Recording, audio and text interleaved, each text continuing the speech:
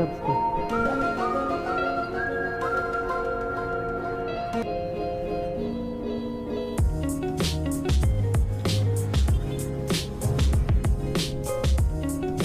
Buto pa dito sa GGC, napakalinis, no? Hindi naman sobrang linis, pero kung compare sa Manila, napakaayos dito.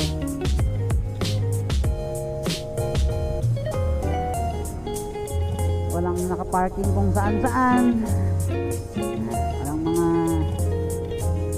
nakakalat na vendors. So yun yung ibig kong sabihin malinis.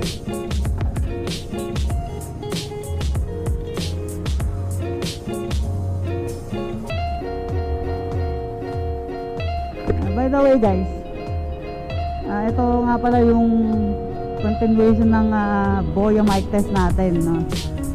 Subukan lang natin siya dito sa labas.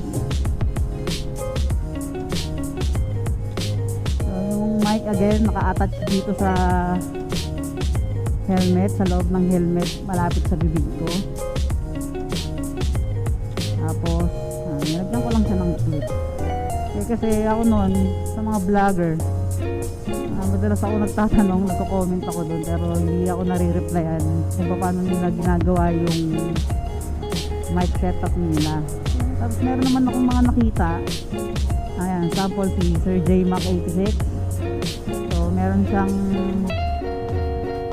Sina, so yung intercom yun, so yun ang ginagamit niya.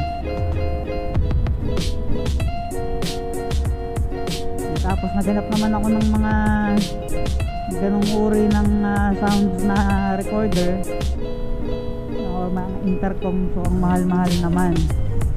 Kaya ngayon nag-isip ako ng paraan, sabi ko audio lang naman yung kailangan ko eh, kailangan ko lang naman ma-record yung boses ko habang nag-shoot ako ng video dito sa daanan. Sabi ko baka may iba namang mas cheap mga ibang cheap na paraan.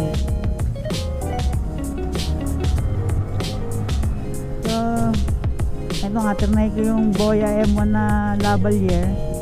So lapel mic yan.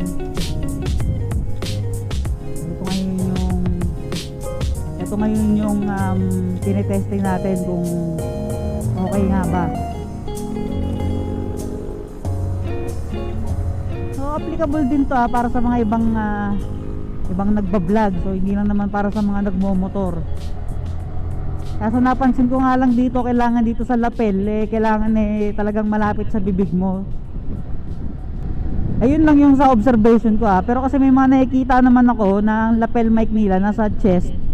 So rinig na rinig pa rin naman sila. Ewan ko lang dito sa akin, baka ibang lapel yung gamit nila na may mas malakas na sagap. So kaya ganun.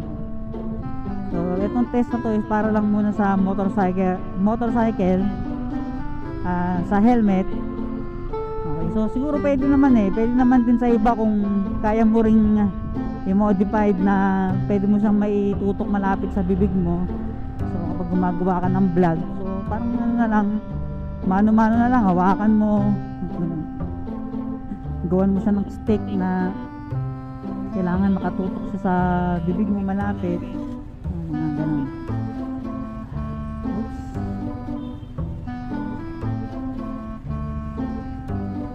Dati guys, nung bagong kuha ko tong R15 na to, so isa sa mga kinakatakot ko yung yung sumingit, kasi parang feeling ko sasabit siya. So pakiramdam mo lang pala yun. So magtagal-tagal naman sa masasanay ka na rin. Although hindi pa rin naman talaga sa ganun ka kadaling isingit katulad ng mga scooter. Kasi nga dahil yung liko neto ng manibela is very limited. So limitado lang siya. So kaya kapag ka talagang siksikan or bumper to bumper, hindi ka na talaga makakasingit dahil mahaba din siya. So pwede ka nang sumayad dun sa likod mong kotse, sa nasa kanan o kaliwa mong kotse. Pero overall, so nakakasingit naman. So kung dati kung sa scooter from Taguig, from Manila to Taguig ang biyahe ko is 35 to 40 minutes or 45. or let's say 45 minutes, dito sa R15 plus 10 minutes. So kung 45 minutes ang biyahe ko papunta ng Manila, magiging 55 siya. So parang ganun lang, konting diferensya.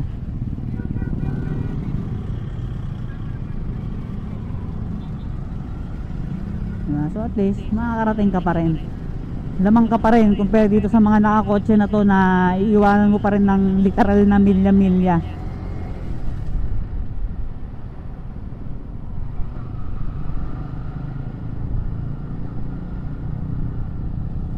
Ngayon ang problema ko lang dito sa BGC na to ay dito nakalaging dumadaan, hindi ko pa rin siya kabisado. Oops, sorry. Let's go.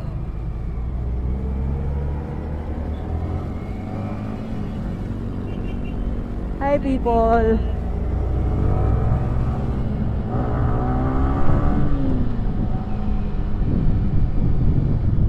Woo!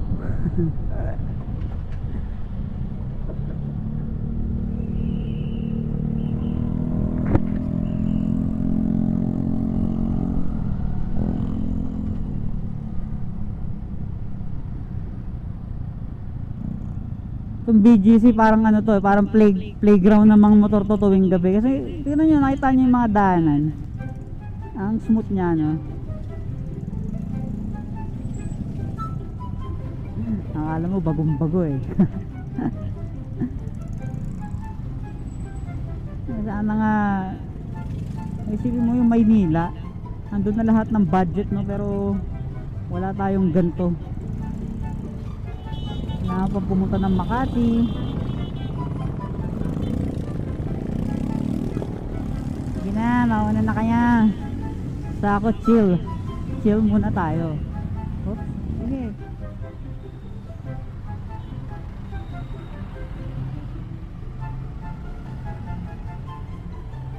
Hop.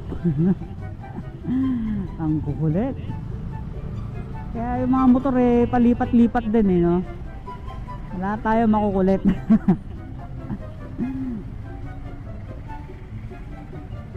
Nasa kaliwa na, kumakanan pa. Okay lang, ganun din naman tayo, no? Pero yun lang talaga napapansin ko. Ako, kahit lahat naman tayo nagsimula tayong inosente, diba, no? So kahit ako nung simula, pag nandito ako sa kaliwa, nasa kaliwa lang ako. So hanggang na witness ko na, sabi ko, kahit anong ayos yung magpatakbo,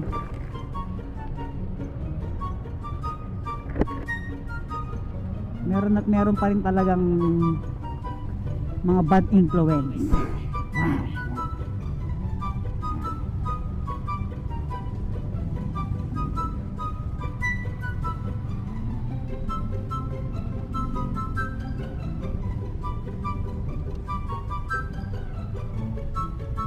At dun mo na matatagpuan ng sarili mo na ikaw pala isa ring kamote.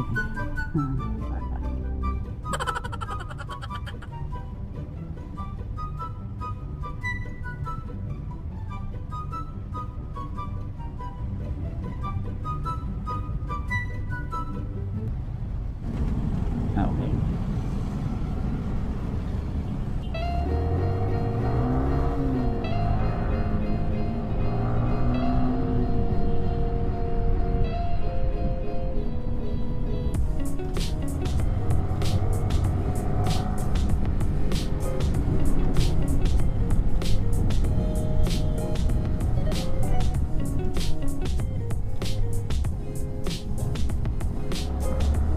Parang traffic yun ah. Parang grabe yun ah. Ah!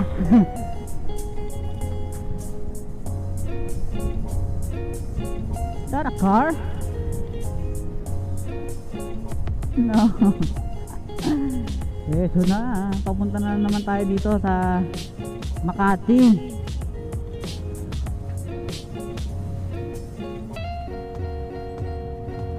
Isa rin napakatindi pagdating sa traffic.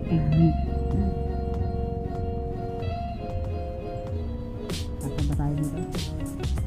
Kasya tayo pero hanggang dun lang. Mali.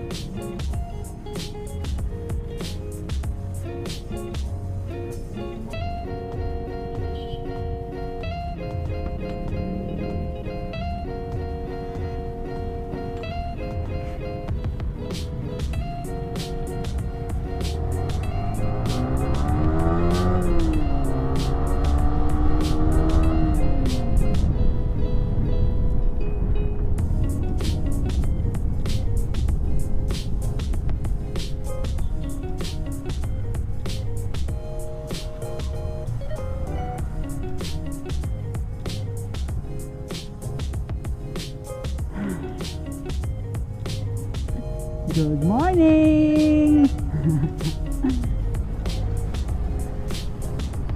Ayan na. Good morning, ano?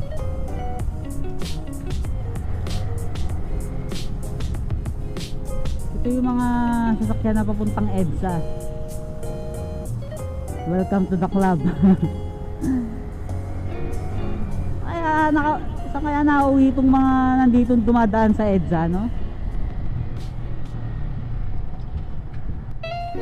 Wala pong mga trabaho dun sa lugar nila para hindi na sila luluwas dito sa atin. I mean, para hindi na sila lalayo pa, di ba? Bakit kasi hindi na lang i-develop bawat city, no? So, hindi na lang doon nilagay lahat ng mga trabaho. Hindi yung pinagsisiksikan dito sa Metro Manila. For example, yung Bulacan, malawak pa yan, di ba?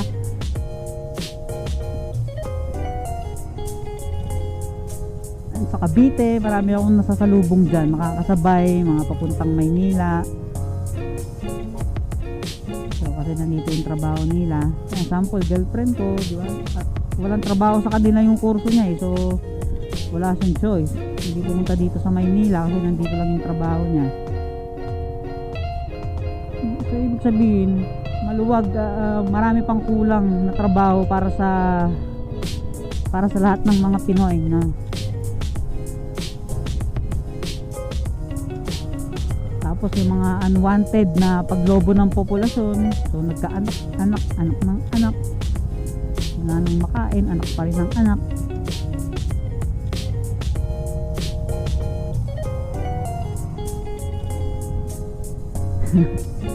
Ay, nagsermo na tayo.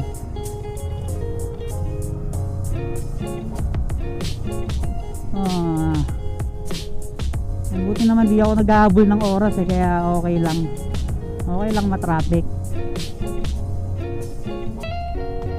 Enjoy na lang natin yung view tsaka yung usok. Yeah, okay lang yan, as long as na meron pang araw para makakuha ako ng shoot. Sige, go lang.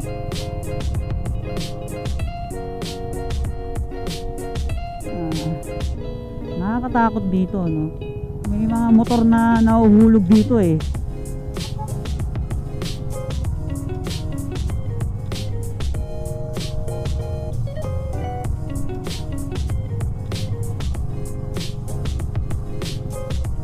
Hindi pala motor, tao.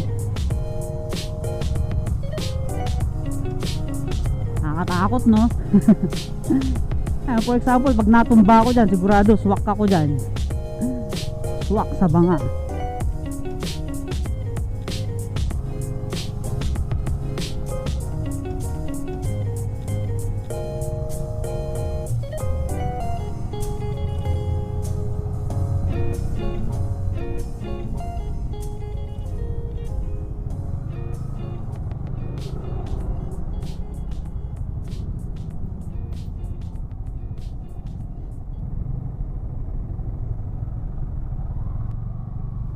Grabe naman traffic dito sa Makati. So tignan nyo, ito yung advantage ng motor, di ba? So nakita niyo naman kung ilang sasakyan na yung nilagpasan natin.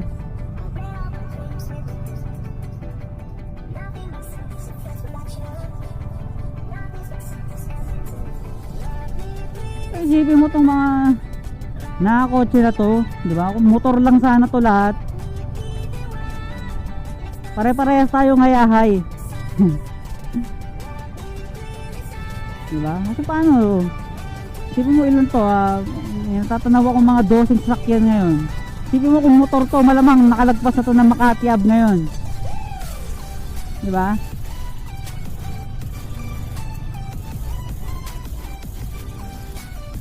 So, napakayaman talaga natin.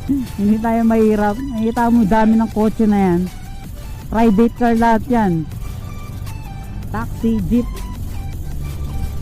Ito mo, napakarami ng sasakyan. Dito pa lang to, sa part na to ng bridge ng Makati. So iba pa yun. Iba pa yung istorya na ito pagbaba.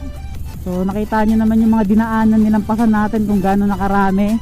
Iba pa yung nandito sa left lane na papunta sa saan nga bang papunta yan? Sa C5 ba? O basta dyan sa Taguig, pababa sila dyan. So iba pa yan. So ito, yung mga nilalagpasan lang natin, yung mga nandito lang sa bridge na to at this moment. So ayun, no? Ewan ko kung nakikita nyo dito.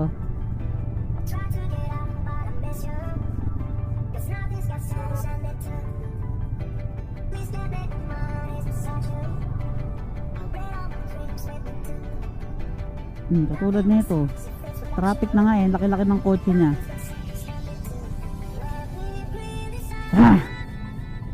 Gigil ako.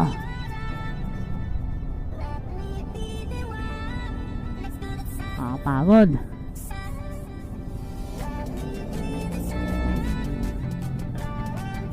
Kapagod yung init, dude.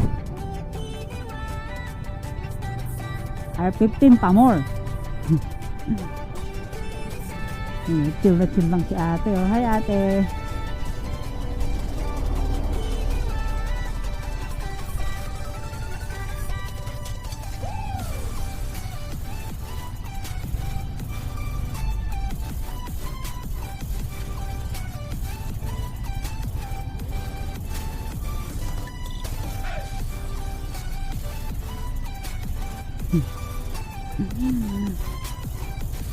Ito ang literal na tinatawag na port. Dito tayo naman.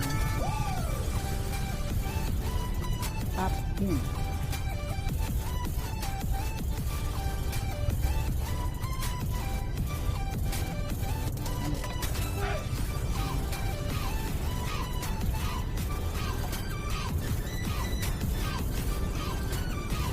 The famous Makati Ave.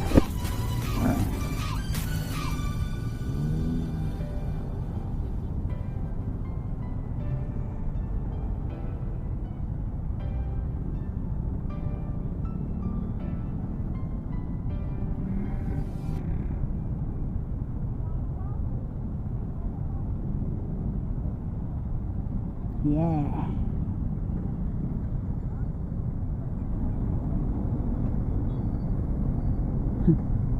Ganda nun. Diba?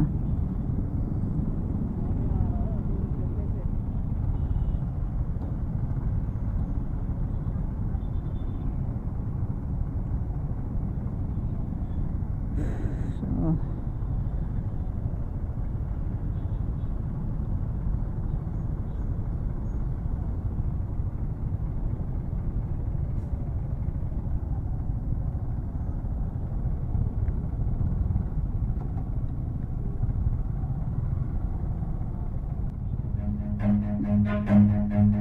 Run.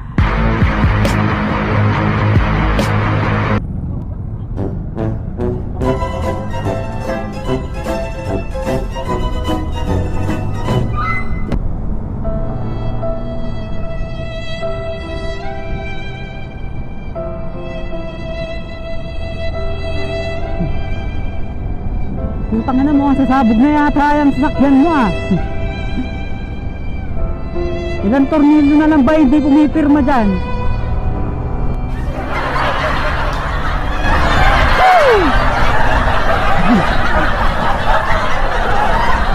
Ito lang yun. Lang alam kung tama itong dinadaanan ko ah. Putang inang Makati to. Whoop. Mali.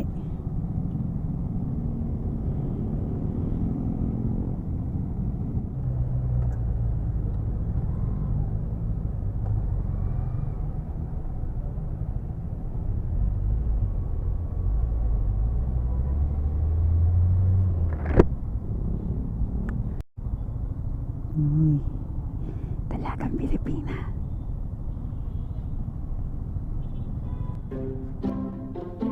So yun guys, yun na yung review natin dun sa Boya Mike. So sinubukan natin sa kanina mula dun sa BGC hanggang Makati. So nakita naman natin na okay yung sound test nya. So ito, nilalakad ako ngayon. Mamaya isisync natin to dun sa GoPro.